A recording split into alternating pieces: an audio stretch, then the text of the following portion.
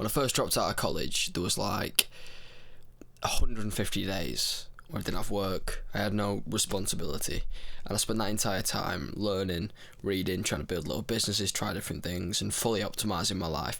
And it was a good time. It taught me a lot about myself. To be fair, I did learn a lot about how my body worked, about how health worked, but I got a job and I thought, oh great, I'll just carry on my same routine. I've just got 8 hours smacked out of the day, but that's fine, because I'll just cut out the work I do in the day. I'll just replace it with this work. But I've realised that was completely false. I have zero time now. Like, I remember reading The Millionaire Fast Lane the first time. I'm rereading it now.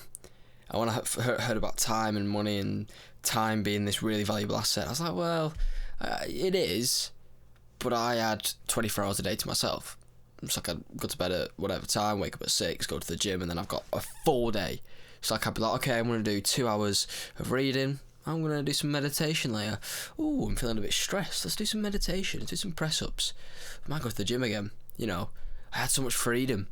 I could optimise my life fully. Then as soon as I started work, I realised all these little things that I didn't consider. Like the fact that I thought, well, I finished work, that's fine, I'll just do whatever. Because all the jobs I've ever had were like kitchen jobs.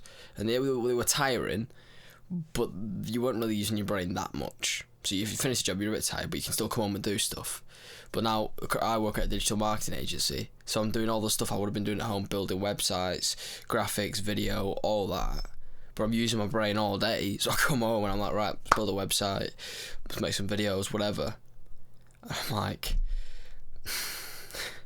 my brain's just not working. So it's been about 3 months since I started this job, and I feel like I'm slowly getting the hang of things. One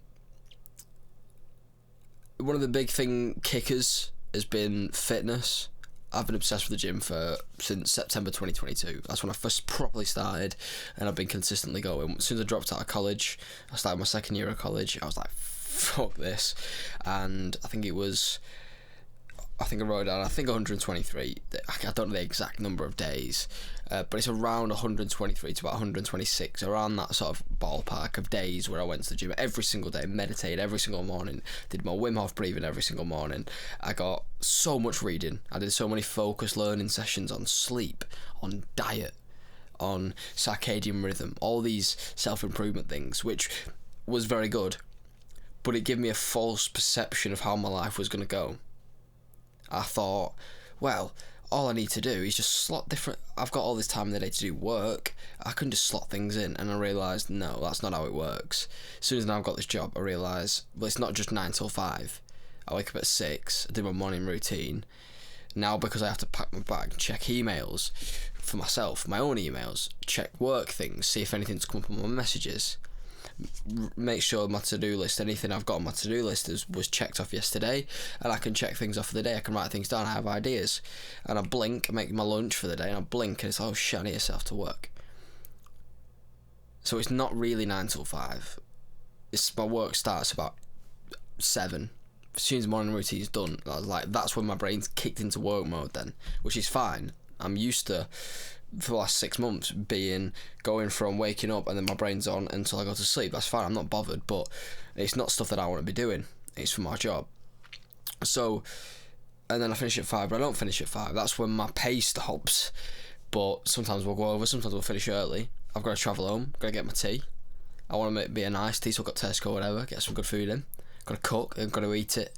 Like, I finish work at 5 and it's 7:15, I'm recording this. I've just had time to sit down and record this. Like, my expectations were so much different than what they actually are. So now, whereas I'd see these videos about people struggling to stick to habits and tasks, like, it's easy, just wake up and fucking meditate, cold shower. I used to love cold showers. I've been doing cold showers for over a year.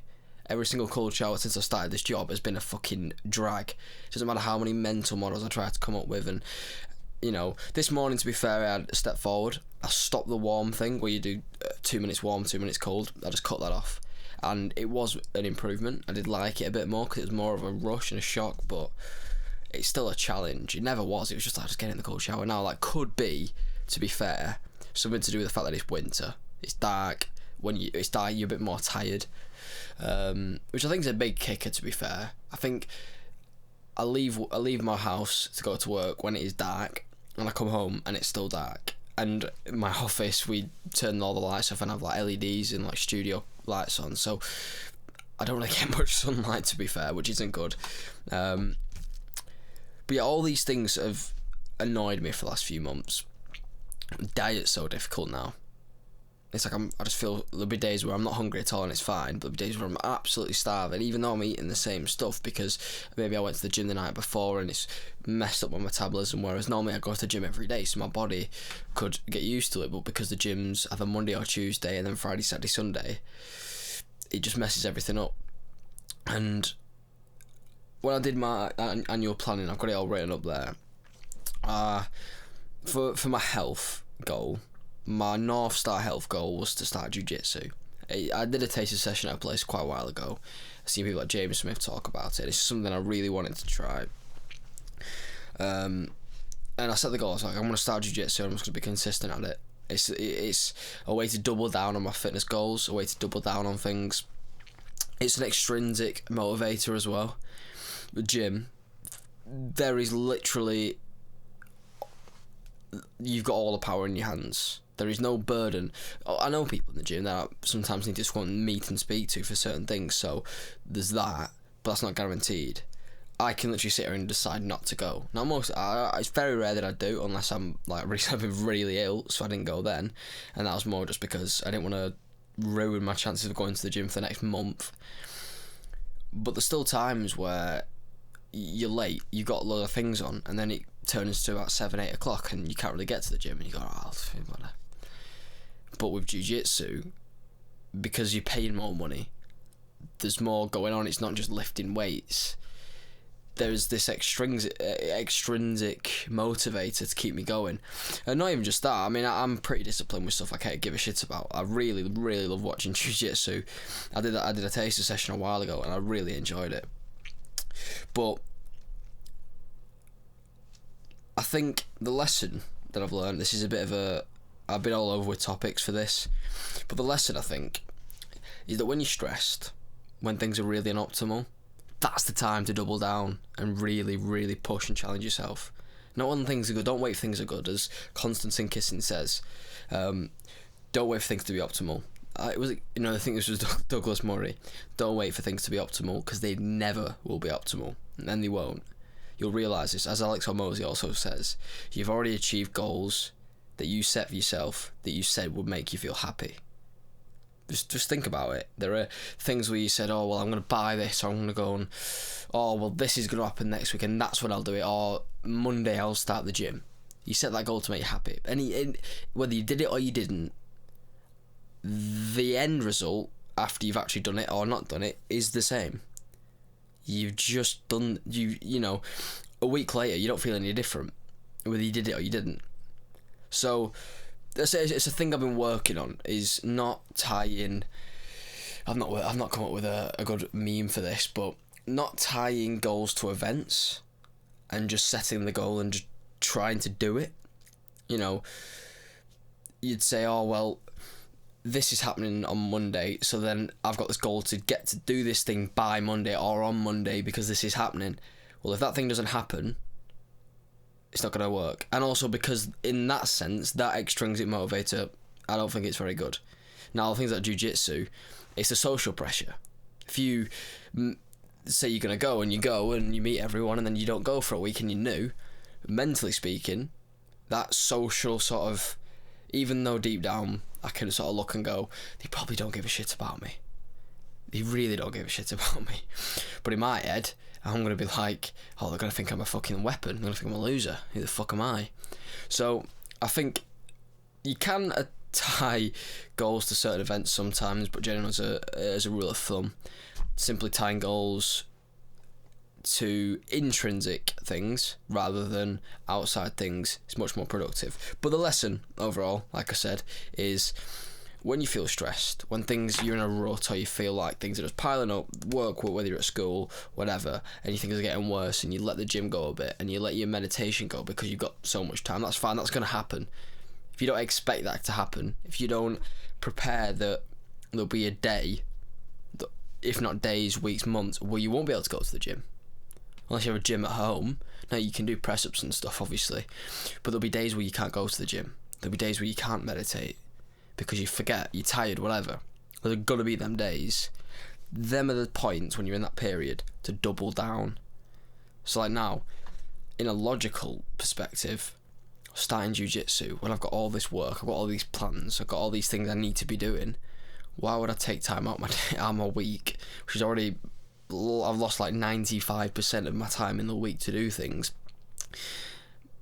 But what I've noticed is when you get caught up on things, setting a really difficult challenge that you are going to enjoy.